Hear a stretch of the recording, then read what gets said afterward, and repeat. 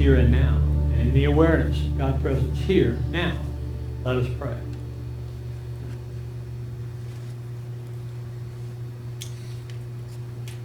Father, Mother God, we give thanks.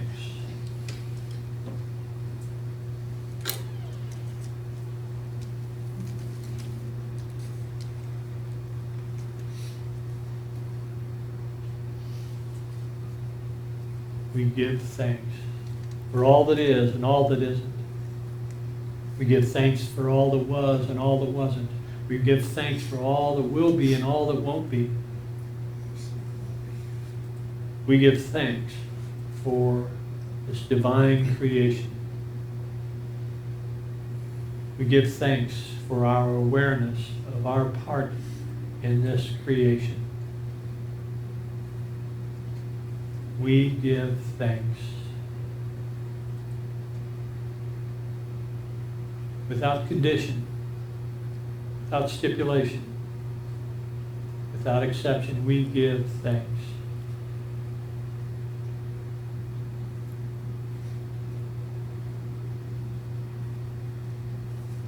And for those in our experience who seem to have a need for the awareness of those opportunities to give thanks, we hold them in our consciousness. We see them enfolded with divine light. We see them infused with divine love. And we see them coming into that realization of gratitude, appreciation, thankfulness.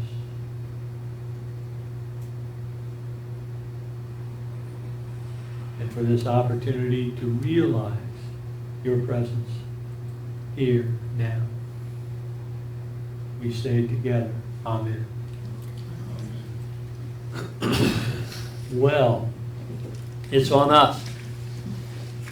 Now, for those of you who endured my outrage last week, one might say, well, that was an ordinary reaction. I mean, we had 2 mass shootings inside of 24 hours, and perhaps you agreed with what I had to say, perhaps you didn't agree with what I had to say, but I did say what was on my mind. And one could say that, well, that was an ordinary reaction. Excuse me.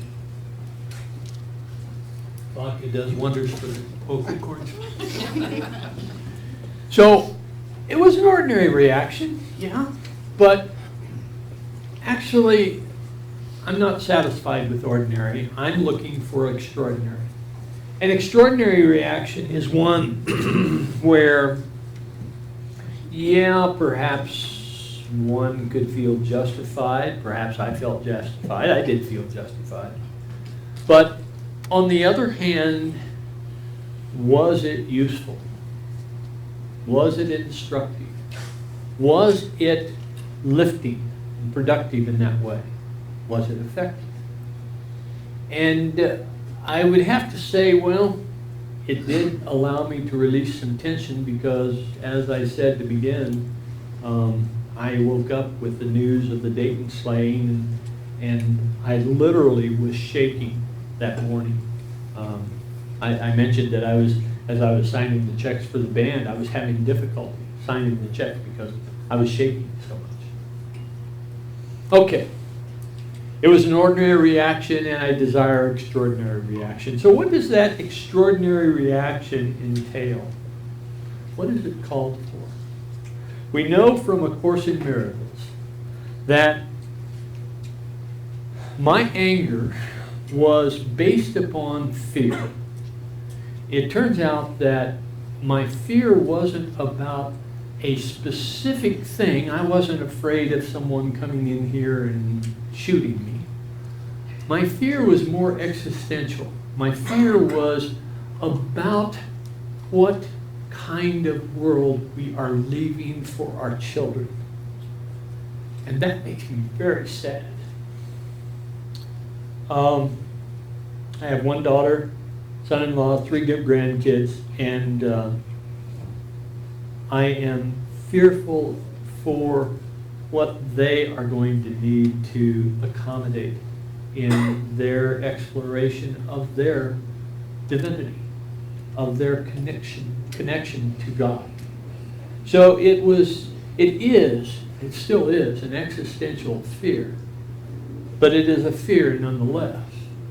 Whether one could say, well, that's a justified fear or not, it is our charge to pursue a relationship with the divine that is not based on fear. There are so many Christian traditions where fear is the basis of that relationship, where fear is the motivating factor of that relationship. All you need to do is accept Jesus as your personal Savior, and you're done. You're good. And at the same time, I have relatives, I have friends, I have people that accept that premise, accepting Jesus as your personal Savior. And they have a very different reaction than I would see as acceptable within the Christian faith for issues of immigration, issues of capital punishment, issues of the structure of our economy, and so on. Okay, yes, I'm a flaming liberal. I'll just not go any further with that, but forthrightness. On the other hand, if I'm going to let the existential fear drive my reaction to what is happening out there, I mean, we're coming up on an age where the temperature rise at the equator is causing people to lose their livelihood because their plants, the farmers' plants, are not ripening on time. The coordination of the insect population and the bird population and the pollination process and the fruiting of the plants, all of this is getting screwed up because of the temperature rise. And that temperature rise is well-founded. It is based on fact, it's based on data accumulated, and we are seeing all kinds of issues. I mean, the glaciers in Greenland are disappearing. The glaciers in the Alps are disappearing. The glaciers in the Rocky Mountains are disappearing. What happens when our store of water to the west of us is no longer available? What happens to us here? There are so many things to fear about our future, and that truly is an existential fear if we pay attention to it. If we're not paying attention to it, we go about, everything's fine, okay, the birds are having a different appearance pattern, the insects are not as plentiful, our fruits are increasing in price because now we're having to use little robots to do pollinating in our trees, and so on and so on and so on. Yeah, there's going to be some innovation that's going to occur to ameliorate some of the changes that are going to occur, but nonetheless, we're in deep doo-doo. Okay? I put it right there. We're in deep doo-doo. How do we address this? How do we address this without falling into this fear that is so available to us if we pay attention? And I'm not suggesting drugs to keep us from paying attention, okay? I think that we need to be conscious. We need to be aware. We need to pay attention. So I was pondering this question this week. The rage that I expressed last Sunday, was there, quote, justification for it from the spiritual perspective? Is there such a thing as righteous anger? And I'm not talking about what we call righteous anger, but I mean truly righteous anger. Is there justification? Well, justification's the wrong word. Is there, that's not the word I'm looking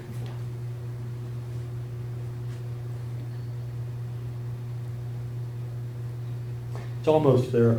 we'll just leave it there because I've only got 30 minutes. Okay, so is there justification for this righteous anger? I couldn't find any. Pondering as much as I could and considering the question as much as I couldn't come up with a place in my pursuit of my relationship with the divine that would justify anger in any form. Okay, so we know about the Jesus overturning the tables of the money changers in the temple. Was that justified? Well, I use that often in my own justification, but I'm not sure. Okay, so how do we address this if we're not going to be walking around in rage at all of the fear-based stuff that we're going to encounter? We come back to the sacred path. Walking the sacred path. What does that mean? I mean, the traditions across the planet have a definition of what walking the sacred path is. And I'd like to just briefly go over some of these and give you a feeling for the overall perspective of what the sacred path entails. In Hinduism, in Hinduism, the sacred path is four steps. Dharma, pursuing virtuous behavior and fulfilling one's duty in life. And that one's duty in life is, for instance, being a good parent, being a good neighbor, and so on and so on. Okay, being in harmony with those around you. Artha is pursuing and acquiring success and wealth. We don't hear much about that in terms of our understanding of Hinduism, but for the Hindu, success and wealth is about fulfilling your potential. It is being as much as you can be in expressing your talent, in expressing your ability for decision making, and so on. Kam, pursuing pleasure in all its forms. And yes, Hinduism has a tenet that pursuing pleasure in all of its forms, but it comes down to whether it's sensual pleasure or whether it's sensual pleasure or not. We're talking about a basis in love. Having that divine experience of loving all that is and the pleasure that arises from that. And moksha, pursuing salvation, escaping from the cycle of death and rebirth. As you may know, the Hindu tradition has reincarnation as a basic tenet, that we go through these cycles of death and rebirth, and that we do that to the point where we are able to fulfill our Dharma, and that is pursuing the virtuous behavior and fulfilling one's duty in life. Okay, so that's the Hindu tradition. Then we look at the Buddhist tradition. In the Buddhist tradition, we have the Eightfold Path, the right view, having the right perspective on all that is, having right intention, being of goodwill, having right speech, being careful about the words that you use, whether it's before church service or during church service or after church service. Right conduct, being able to look upon your actions in the world and see that they were virtuous conduct, virtuous actions. Right livelihood, pursuing the fulfillment of your personal desires in a way that is considered to be ethical. And we have instances of individuals that just made the news here in the last couple of days that pursued success and wealth in ways that were not virtuous. Right effort, pursuing, expressing your activity in the world. Right mindfulness, being of sound mind, but also being of a consciousness where you look upon all that is and you see the divine creation and you respond to it as it is. divine creation. And right focus, being able to put your mind on something that is appropriate to fulfill all of your right path. Okay, so that's the Buddhist tradition, and Hinduism and Buddhism define pretty much the religion of Southern Asia. A friend of mine is a teacher in the Native American tradition. Some of you may know her. She comes here once in a blue moon, and literally it's once in a blue moon. But Angie Swinger is she's an evangelical Christian, but she is also a teacher of the Native Path. She calls it the Red Warrior Path. And she has offered, I called her this week, I said, you know, I really am interested in what is the sacred path of the Native Americans. And of course, if we look at Native Americans, we just by the label, we say, oh, well, that's a Native American, but there are hundreds of tribes across this continent, right? And so it's difficult for us to localize and to encapsulate the spiritual traditions of all of these different peoples. But she said this. She is from Northern Ontario. Her father her ancestry lives in Northern Ontario, and she has taken on the responsibility in the Native American tradition. It's primarily a matriarchal tradition, and she is considered an elder among the people in Northern Ontario, and she lives here in Denver. So she offered us this, and I pardon me while I read these. There's 4 slides, but I want to give to you what she wrote to me. I decided not to try to summarize it because I thought that she said it completely, and at least it seemed to be complete for me. So let's do this. To the Native American, all of nature, including the land itself, has a spirit. The land is alive, and the Native American who lives her spirituality, for truly there is no dividing point between her spirituality and herself, for those of understanding, is in harmony with nature. The land and its ways are an essential part of the Great Spirit that I, as a Native American, live. This is a beginning place of understanding of Native Americans as being part of the land and those who live on Mother Earth, her animals, rocks, trees, plants, and Earth itself. For myself, I have always found a great peace and strength in this relationship. It is part of my connection to Mother Earth as well as to the spirits and to the Creator. This relationship is reflected in the shapes and forms of our ceremonies. I am brought closer to Mother Earth each time I stoop to enter the low dome of the sweat lodge. I see it in the red glow of the rocks and the hiss of the steam. The water is poured over them. I see the universe in the pipe bowl that I pray to the 7 directions, to Mother Earth, and thank you.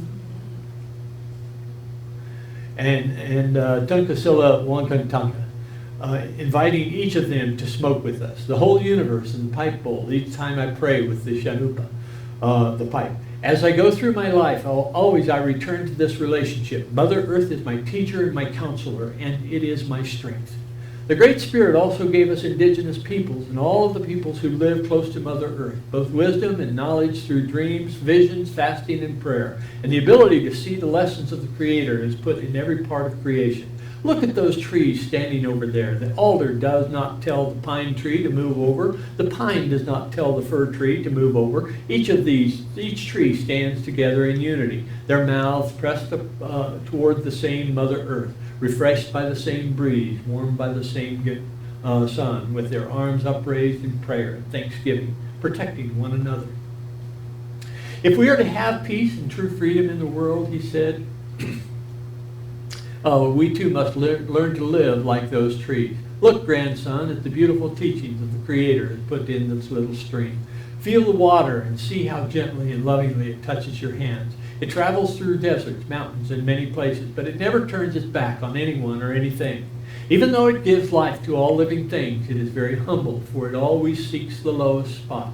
But it has great faith, power, and patience, for even if a mountain stands in its path, it keeps moving and moving until finally that mountain is washed into the sea and is no more.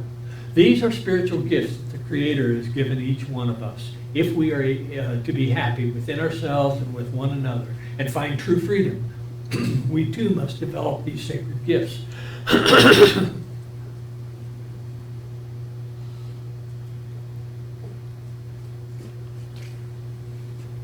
The more you walk the red road, the more others will attempt to sidetrack you and knock you down. The more you walk in peace,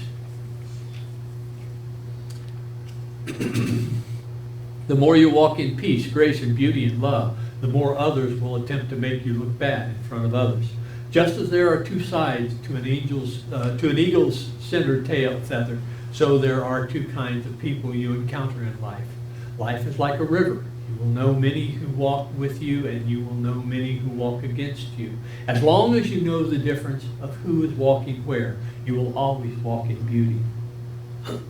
So this tradition is one that, if we consider how the Native Americans have endured the conflagration that has been foisted upon them over the last 400 years, the genocide and the uprooting and the displacement, all in the purpose of the Western expansion, the great pioneer imperative. If we consider all of that, and we still look upon and we still see the Native Americans practicing their spirituality, we can realize that it's not about the results that are the issue. It's about the peace with which we individually encounter our life. And while we may be confronting great upheaval over the course of the next century, 2 centuries, here in this life, in this year, in this decade, we have the opportunity to encounter all of the stuff that's happening to us and will happen to us, either in fear or in love.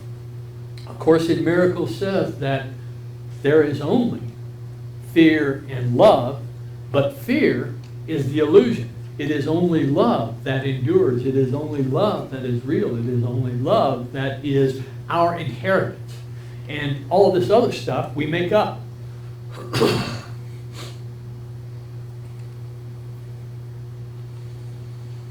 And if we look at Christianity, the sacred path in Christianity, in my opinion, is based upon these two concepts. And that is love God with all your heart and love your neighbor as yourself. And in that, love God with all your heart and love your neighbor as yourself, I consider that, as you may have recalled over several months of presentation earlier in the year, I call that one great commandment. Because in loving God with all your heart, you are then loving all of creation, which includes your neighbors. And it is loving your neighbors as yourself that really points to the fact that it's not about loving neighbors because we need to. It's loving neighbors because our neighbors are another expression of the divine. And if we're going to separate them from the divine, we're separating ourselves from the divine, by definition. So if we love our neighbors as ourselves, then we have the opportunity to love all of creation with us included in it, which is our reality. We are part and parcel of the Great Spirit, and we are part and parcel of that creation. So if that is true, walking the sacred path in Christianity is about walking in harmony with our neighbors.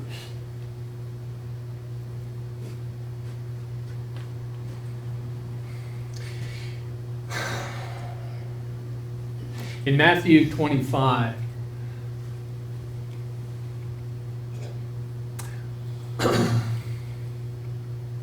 oh, sorry, hit the wrong button. When the Son of Man comes in his glory, and all the angels with him, then he will sit on the throne of his glory. All the nations will be gathered before him, and he will separate people one from another as a shepherd separates the sheep from the goats. And he will put the sheep on his right hand and the goats on his left. Then God will say to those on his right hand, "Come, you that are blessed by my Father, inherit the kingdom prepared for you from the foundation of the world. Walk in the spirit of unity with God." For I was hungry, and you gave me food. I was thirsty, and you gave me something to drink. I was a stranger, and you welcomed me. I was naked, and you gave me clothing. I was sick, and you took care of me. I was in prison, and you visited me. Then the righteous will answer him, "Lord, when was it that..."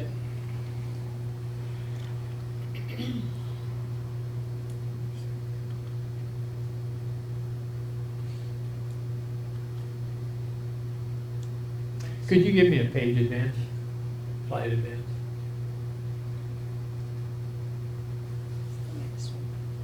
No? There it is. Oh, there it is. Okay. Then the righteous will answer him, "Lord, when was it that you saw that we saw you hungry and gave you food, or thirsty and gave you something to drink? And when was it that we saw you a stranger and welcomed you, or naked and gave you clothing? And when was it that we saw you sick or in prison and visited you?" And the king will answer them, "Truly I tell you, just as you did it to one of the least of these who are members of my family, you did it to me." The family is the family of mankind. This passage is, in my opinion, built upon those two great commandments, or the one great commandment. This passage defines our sacred path in the Christian tradition. How are we going to accommodate this flood of immigrants that will be coming?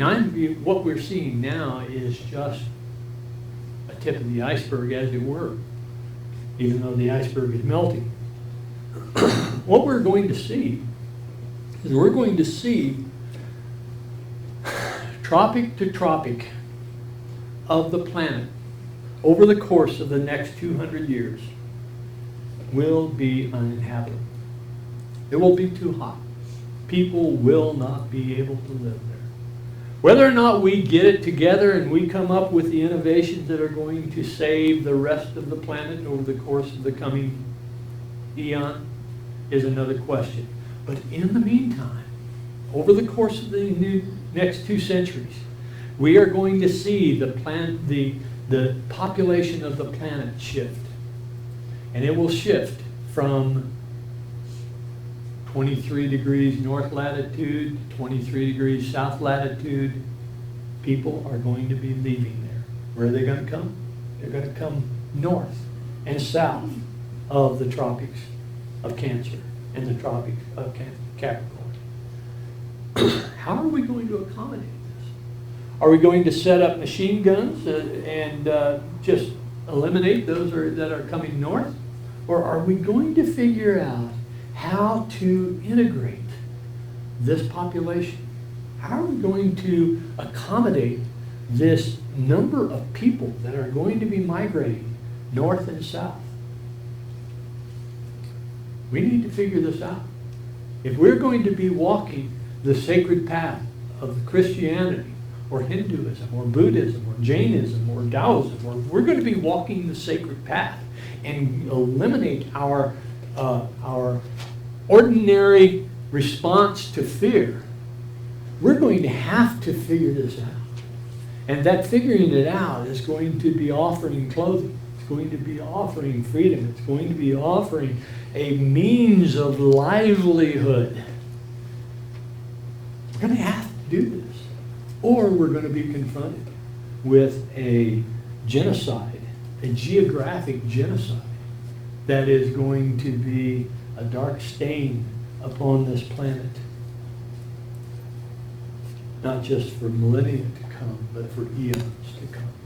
We must figure this out.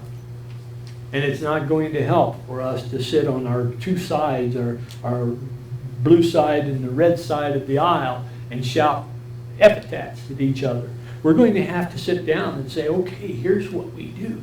We can do this now, right now, with the number of people that are coming. We can do this in a way that will set the stage, will create the model for our moving into a consciousness where we're not responding in fear, but instead we're responding in love.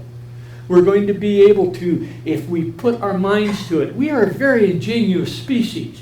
We're going to be able to figure this out if we allow love to be our guiding principle instead of fear.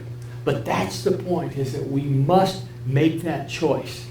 And that choice is here and now. Are we going to respond in love? Are we going to set the stage for this model that is going to allow us to have this huge population shift over the next 2 centuries and accommodate these people who are just trying to survive? They're just trying to survive. Or are we going to respond in fear? That's our choice. That's each and every one of our choices. Are we going to walk the sacred path, or are we going to walk in fear? We'll have our meditation. As we come into our meditation, let us come in with, I cast all my cares.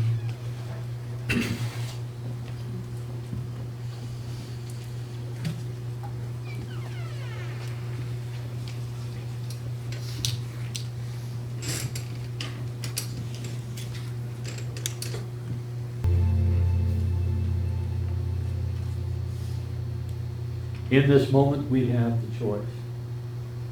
And in this moment, let us choose love. Let us open ourselves to feeling the love of God moving through us. I often use the imagery of bringing to mind someone for whom you care a great deal and feeling that love. Noticing where that love comes from, noticing the temperature, the texture, the color, however you want to image that love coming through you. Realizing it is coming from the heart of God. And as we allow that love to move through us, let us focus on that feeling of love. See that love moving throughout our being, our body, our consciousness. Seeing that love transform the dark corners with light. To transform our fears. To let go of that which hinders us from the realization of God's presence here and now. God's presence is realized in that unconditional love.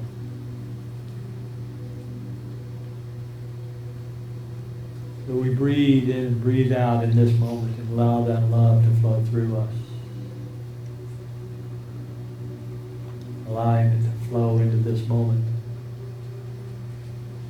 Allowing it to touch each and every person in this moment. Allowing it to touch each and every person in our experience, in our consciousness, in our memory. Allowing love to pave the way into our next moment. That next moment is filled with this unconditional love.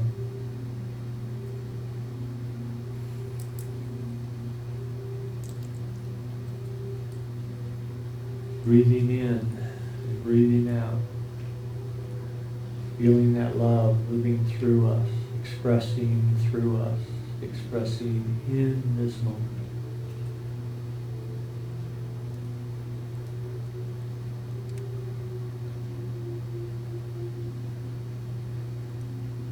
And realizing that this choice that we have made to express love unconditionally has transformed our moment. We allow that transformation to move from moment to moment to moment, establishing our experience in love, defining the path that we walk as love,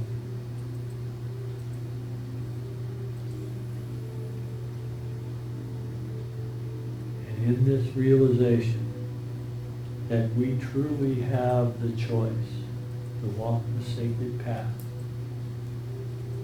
we give thanks. And as we come back into this time and space, let us come back sharing the words of Hallelujah. Hallelujah.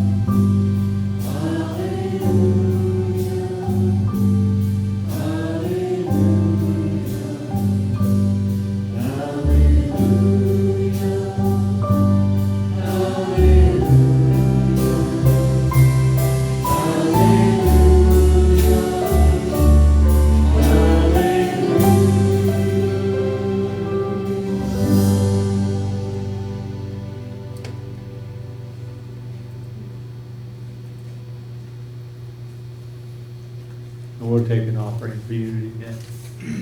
As we take our offerings in our hands, let us bless it with this offering statement.